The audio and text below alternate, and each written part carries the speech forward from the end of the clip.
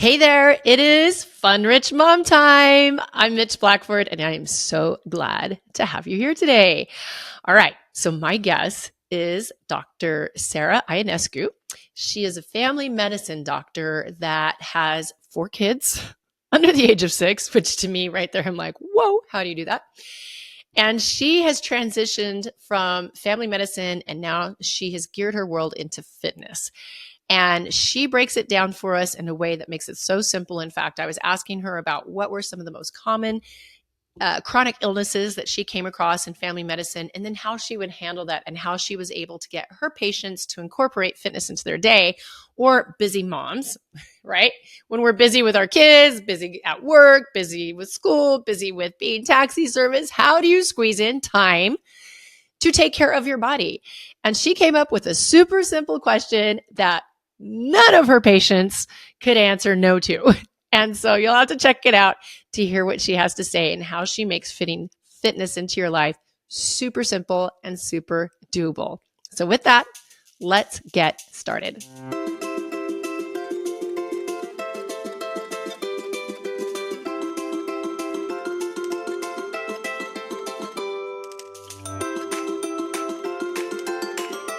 Welcome, Sara. I'm so glad to have you here on Fun Rich Mom.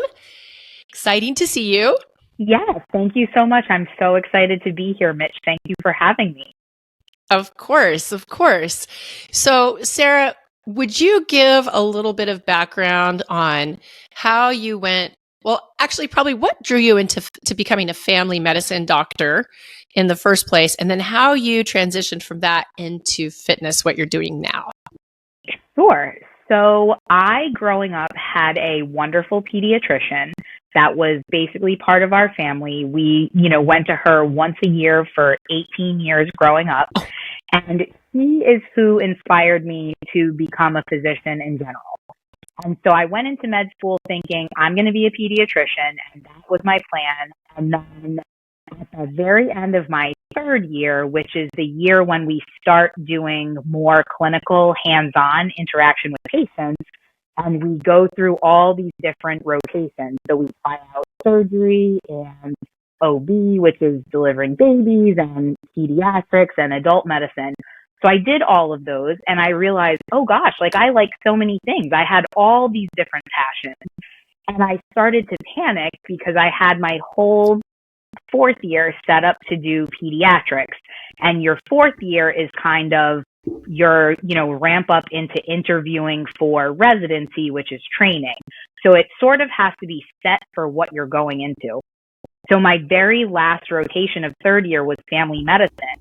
And when I got there, the very first day, I just felt incredibly welcomed, and I just felt like that's where I belong. Like all the people that I interacted with, it was just a different experience for me. And I've had friends who had this experience on different rotations. So it's almost like you just get this gut feeling of like, this is what I'm supposed to go into. And then that combined with the variety of types of people and the variety of conditions you take care of in family medicine was able to encompass my scope of interest.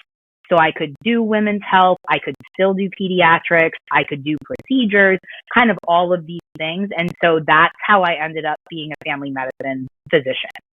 And so, fast forward, I practiced for, I think it was like 6 or 7 years.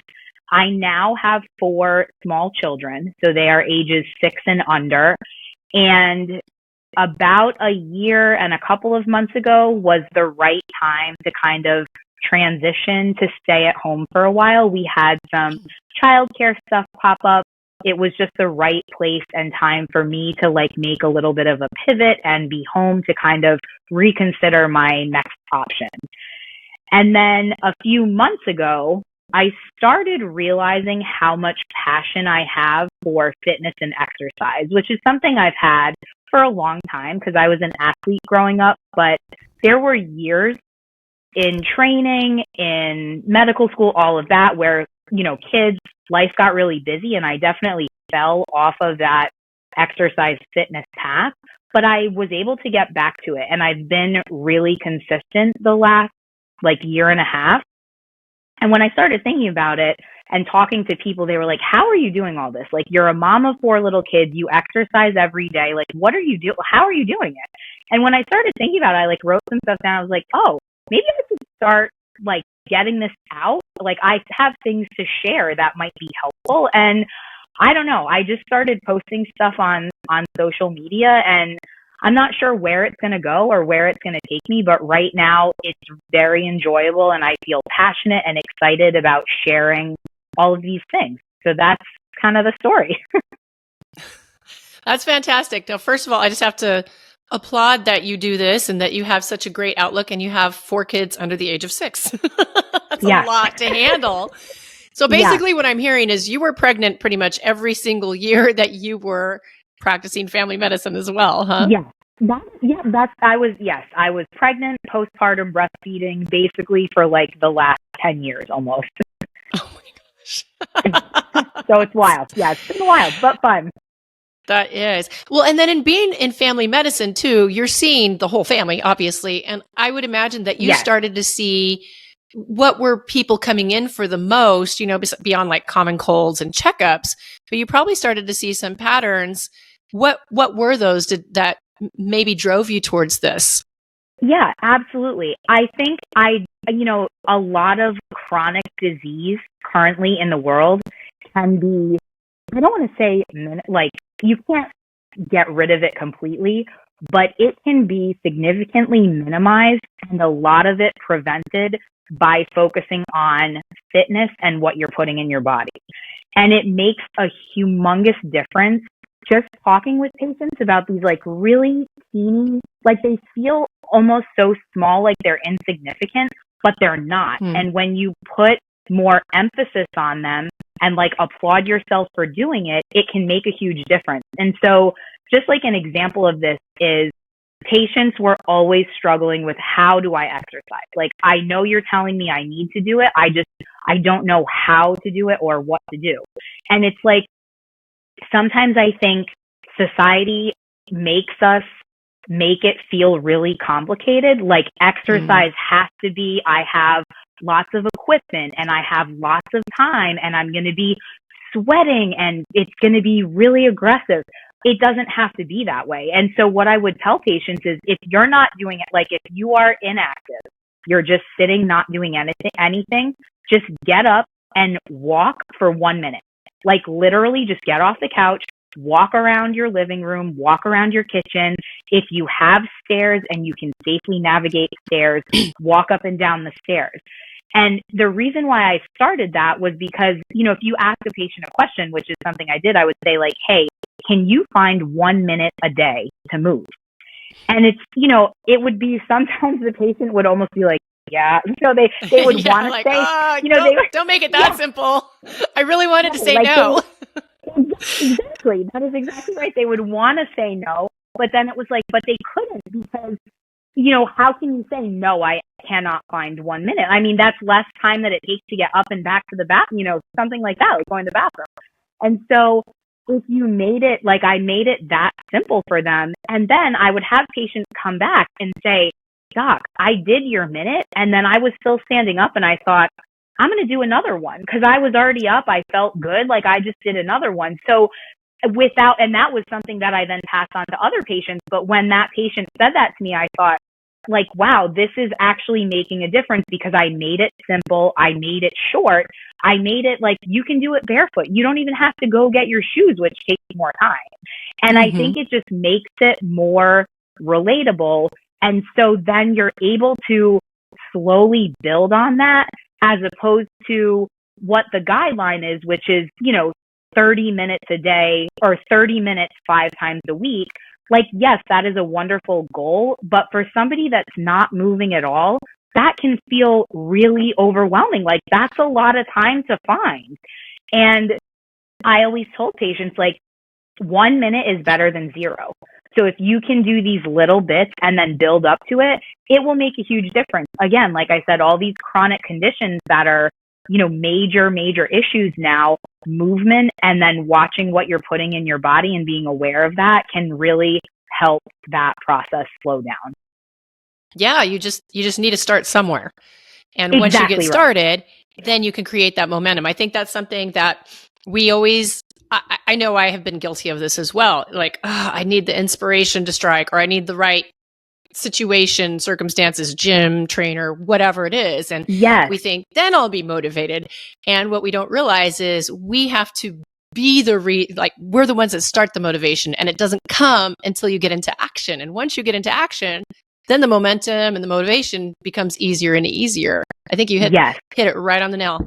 And then, so what were some of the most common chronic illnesses that you would come across that, maybe some of us don't even realize, oh yeah, that's kind of stuff that I might have or that I'm going through, that that the health and fitness could help? Absolutely. So I think, the most obvious common one is obesity, right? So being overweight, that affects so many other things. And a lot of times in patients, that's sort of the first thing that happens. And then as they get older, that can increase the risk to lead to many other chronic conditions.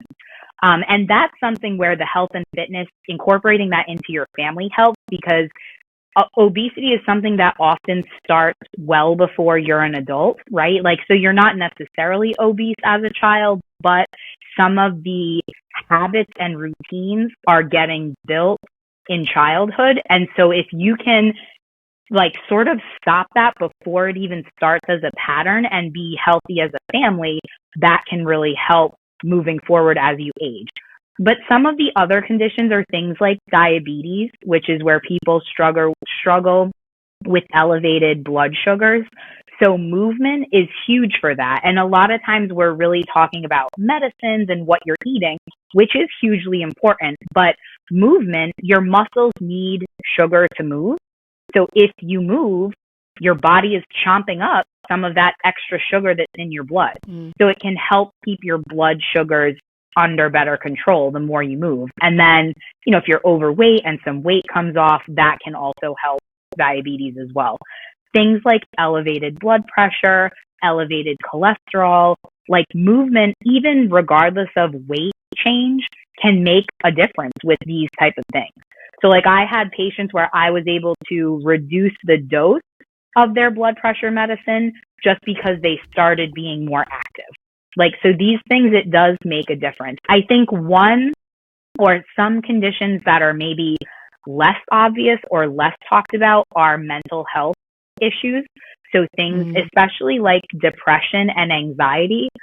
If you talk to psychiatrists, movement, exercise, fitness, these are up there with medications in terms of treating these type of things. And of course, medicines are wonderful and they can be helpful, but they are not without risk, right? They have side effects, there's interactions. And so, especially for a patient that's maybe a little hesitant about a medicine, movement is huge. For things like depression and anxiety, just getting outside and walking can make a world of a difference. If you're somebody that's sort of in the house, it's dark, you're not moving, it's hard not to be feeling a little bit down about that sometimes, I think. And that's very almost normal, I think. But when you do start moving and getting outside, or if you can't get outside, just moving, it makes a big difference, even if it is just a minute. So I think those are some other conditions. Again, it's not always as talked about, but I think it needs to be, that movement can make a huge difference in your mood overall. Oh, for sure. Yeah, I agree. I can always tell, if I've been sitting for a while and just getting up, and I'll just do simple, I don't know, maybe I'll pop out 20 squats or something like that, or just start moving my arms and breathing. It's like, oh, my brain can think. I've got oxygen again. Imagine that. Yeah, exactly. Exactly. Yeah. So I want to go back to where you started talking about kids, obviously with 4 kids in your household, and creating those patterns earlier in life versus starting the habits of movement and health when you're a kid versus having to break the patterns of being sedentary and eating crappy food and all that stuff. So how do you implement that with your kids, and how would you suggest to moms and dads out there, okay, this is what you can start doing with your kids, get them off the tablets, and how do you get the results? Are they in the gym lifting weights at 5, or is it just playtime? You know what I mean? What does that look like? Absolutely. for us at the stage that we are at, which is like toddler, little kid age, it is all about play. And it's all about like getting outside is huge for us because so I have one girl and three boys. The boys are, I mean, energy, balls of energy. And so combining outside with movement, whether it be running, walking, scootering, biking, climbing trees, just jumping around, we make up different games. It's fun. Like they're not like, oh, it's exercise time, but they know like, okay, it's outside time. And so we just naturally have gone into a routine where like they know when we go get the bigger kids from school and we get home, it's like, okay, change, water, and we're out the door and we're outside. And if it's raining, depending on the situation, I mean, if it's drizzling, we're outside. If it's lightning, we move it inside, but we do, like some stretching, yoga, jump around, jumping jack. Like we're still very active, even if it is indoors. And we have done that. I mean, literally, like since my daughter was tiny, I had my nanny doing that when I was working more. We've just kind of always incorporated that, and it's made a huge difference because they grew up with it. So now they're used to it. It's not trying to pry them away. And there are ways to do that. It's just if you instill it from the beginning, it's like part of their nature to be running around. And if you look at little kids, right, like how many times are you doing stuff like brushing their teeth and you're like, oh my goodness, please stop like just stop moving for 5 minutes. But that's good. Like that's what they're meant to be doing. They're meant to be moving nonstop because that's how we should be. And society and like different thoughts and all that stuff kind of almost teach us to be sedentary, if that makes sense, where little kids are moving because that's how, like, that's what our brain is about. And then we almost kind of knock it out of them by saying, please stay still, please sit in your, please sit still. Sit still, be quiet. Exactly. So yeah, but that's how we incorporate it. And then, sometimes I'm trying to do a more traditional exercise workout, like on the treadmill, and sometimes it'll be before they wake up. Sometimes they're my cheerleaders. So they'll be behind me. They walk in place. They'll be pretending to do weights like I am. Like I've just always incorporated them. So it has become like a family event almost. I like that. Yeah, I like that. I tend to follow that same philosophy. I have two girls. They're 5 and 6 now, but same thing here. We're either outside. Well, honestly, the last couple of summers in Texas have been ridiculously hot. Right. So yeah. We actually will do indoor obstacle courses. So we have like the little rebounder trampoline, and they have their rocking horse, and they had a tunnel. And so we literally just set up this obstacle course around the living room. And so to them, it was games. It was fun, but they'd be moving around and crawling and just active, where they're not just sitting there watching their tablets. Because trust me, if I put a tablet in front of them, I have one that will sit there and just watch it all day. The other one is wiggly. And so she's a little more naturally active, and then it's true because you notice as we get older, it's just like, okay, we used to joke around, and a company I used to be in is like, okay, well, you wake up laying on a box, then you get up and you get ready in a box, and then you leave your box and you get in a box that drives, and then you go to another box where you sit down and you type on a box, and then you come home so you can sit down to watch a box. And literally that becomes the cycle of our life. And like, where is the movement in that? Where is the life and the energy? And so my husband always makes fun of me, like me and my youngest. He's like, you guys just don't stop moving. And it's like, we got worms in our butts or something, but that's okay. But I think it's actually, I actually think it's benefited me versus hurting me. Something like I was at my friend's house last night, and she's got twirly stools. And so, she says, oh, there goes Mitch. And I'm twirling on her stools because, well, it's fun, but. Absolutely. But there's just something about movement. It just adds vitality to your life. Yeah. So what are some of your favorite routines that you do that you find, like, do you have different workouts that you do, or is it just kind of a same fitness routine? What do you do? Yeah. So I will say it's sort of changed over the years. And I do want to say, like, sometimes I think telling this story, people are going to be like, oh, well, you were an athlete and you got it figured out. Like, you've been doing this. And I'm never going to be able to do that. Well, like I said, I was there where I went months and months without doing movement. And a lot of that was because of my definition of exercise, because I was defining it as 30 minutes vigorous, must be sweating. And if I couldn't do that, then I just didn't move at all.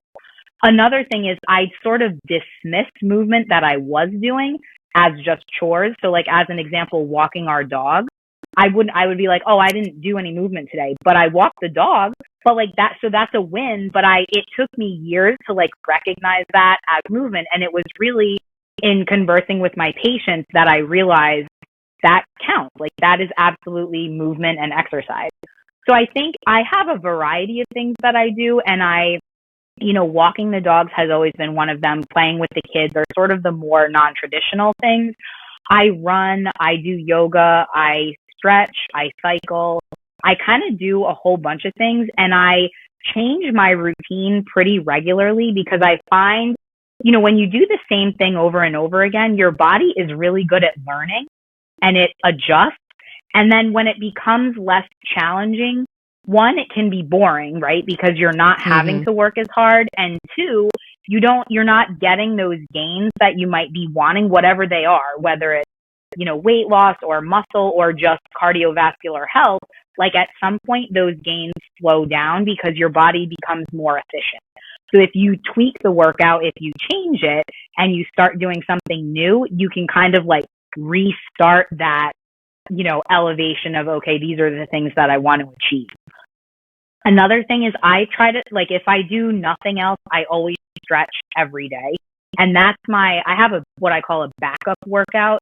And the reason why I started that sort of thinking is because there were days where the kids would wake up earlier than I planned, or they were sick and didn't want to take a nap, or I got a really important phone call and the time that I thought I was going to have to exercise would disintegrate. And then I would get into this mindset of, okay, throw it out the window like I'm doing nothing today. And it was like, no, that's not acceptable. Like I have to have a backup. And so I always have a backup plan. And a lot of times that is stretching, because I have found even if I stretch for 5 minutes, it makes a world of a difference because it helps with flexibility and mobility. It's time that's more still and quiet. So it almost helps me like relax my brain in addition to my body. So that's something that, I always recommend. Even if you've never done it before, like start super simple, some simple things. Stretching can be huge. So yeah, the short answer is I do a whole lot of stuff. It just depends on the day. I like that. And yes, stretching, I always joke around. Watch a cat. Does a cat ever just get up from a nap and just walk away? No, they always stretch. It's like, to me, stretching feels really good.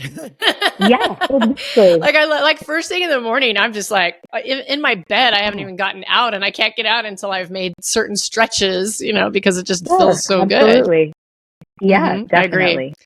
And then, we have an inversion table. So if you don't know for anyone listening that doesn't have the inversion table, it's the thing where you have the little things around your ankles and you hang upside down.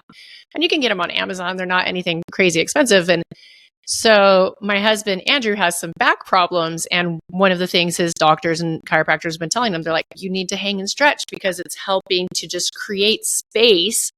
Because as time goes, we have gravity pushing on us for so long in our life and we get bad posture and we hump, So it's just getting that space back in his spine. And he says he can tell the difference on the days that he stretches, the pain is alleviated versus the days that he doesn't. It hurts all the way through his hip and his leg. So yeah, stretching I love that your perspective is it may seem simple, it's still effective. Exactly. Yeah. So how do you see yourself working with people? Like if someone comes up to you and they say, I hear what you're saying. I love it. I don't know where to start. What would you do with them? Yeah. So, I think the first thing is accountability. So I think, I realize I'm like holding myself accountable every day because I started making these videos every day. So I post a reel every day. And so that to me, like I'm showing up to post there and I was already doing something exercise wise every day, but it's like helped me be even more accountable because like I don't want to not do it and then go post my reels. You know what I mean? Like I at least do something for a minute every single day. So I think accountability is huge. I think that again, like starting simple, and it doesn't mean it's going to be easy, but it's simple. Like it doesn't have to be loads of equipment. It doesn't have to be a big investment.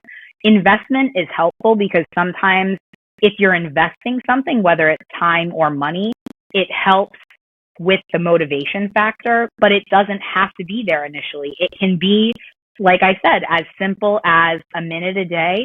And as you build up slowly, you start to figure out like, okay, I can do a minute here, a minute there. You know, you maybe don't even have to change your clothes or get shoes. And over time, you build up to longer times. Maybe I'm putting my sneakers on. Maybe I'm changing. Maybe now I'm getting like a little more vigorous. I think it's all about the consistency and a very slow ramp up progression to be able to maintain it long term.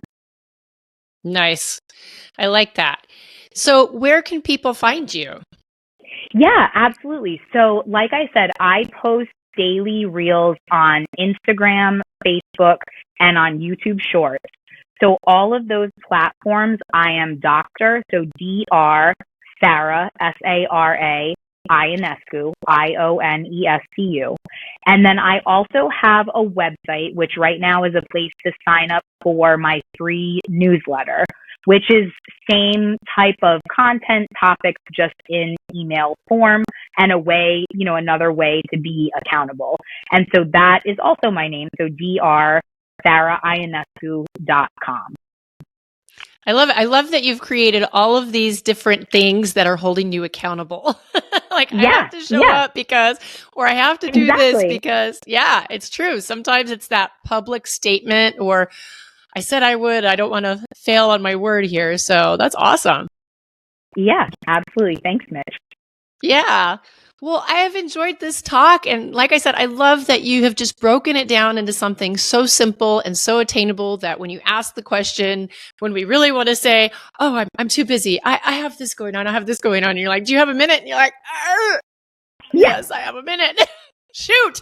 She called me out. Yeah. But you just make it so accessible in that way. And you make it where you change, I think, people's outlook as well. Like you said, you had a different definition of what fitness had to look like for you. And when you started reevaluating and realizing, hey, if I can just get some movement in, or I can get some stretching, even walking the dog, or, you know, if I was going to get up to go to the fridge, why don't I get up and walk back and forth 10 times and think about, did I really want what's in the fridge first? But now I got 10 sets of movement in. So that is awesome. I think anyone working with you is going to really find that it's going to be achievable. Whereas sometimes we just look at the elephant as a whole and we're like, I can't do that, versus breaking it into little pieces, you know, the whole, how do you need an elephant metaphor, right? One bite at a time. Absolutely. Exactly. So very cool. All about it. Yeah. Yeah. Yeah. And I know your kids are going to be set up for success. It's very motivating. I'm excited. I'm like, ooh, what have I not been doing with my kids? I got to go get them rolling on some other things too. So, well, thank you so much for your time. Thank you for sharing where we can find you. And, you know, if you're listening, definitely, it sounds, I would go sign up for her newsletter because you're going to be getting some great actionable tips like this. And sometimes you just need someone breaking it down for you, even though, you know, it's just kind of an affirmation that, okay, I was thinking I was on the right track and now I've got it. So sometimes I think too, it's almost even about permission. Like somehow when somebody's saying like, it's okay if it's not exactly what you think it should be, like that's okay, just get started. And you can ramp it up however you want. But if you're just sitting in inaction or inactivity, you're not going to get anywhere. It's exactly like you said, Mitch, like when you take action, that's when you'll start to see change and you see mindset changes and you start to see what's happening. And then it's almost more challenging not to keep going because when you start to see positive benefits, it's like, oh my gosh, what could happen next? Like, where could this go if I keep going? Yes. I have greatness inside of me and it's exactly right. Exactly. I think I'm going to make that into a t-shirt. I got to repeat that. I have greatness inside of me and it's been unleashed. Okay. Now I'll remember it. I have to write these things down. Otherwise they're just like in and out. Yeah, they're gone. I love it. Thank you so much for the opportunity. I really appreciated being here. Oh, good, good. Well, like I said, definitely go check her out. Try some of her simple tips and just look at, okay, where do I have 1 or 2 minutes in the day that I could literally just bust out, bust a move, turn on my favorite music and shake my booty for a minute and get some movement in that maybe you haven't had before. I'm excited to hear about what you got out of this and what you're going to start implementing. Make sure you leave it in the comments and tell me what you're going to start doing from now on. In the meanwhile, if you found this helpful, I would love it if you would share it with a friend so that they can get these simple tips too. Like I said, drop a comment, let us know what you found most helpful, and subscribe. That would really help this show get out to more people who need information like this. So until next week, make it fun, make it rich, and bye-bye.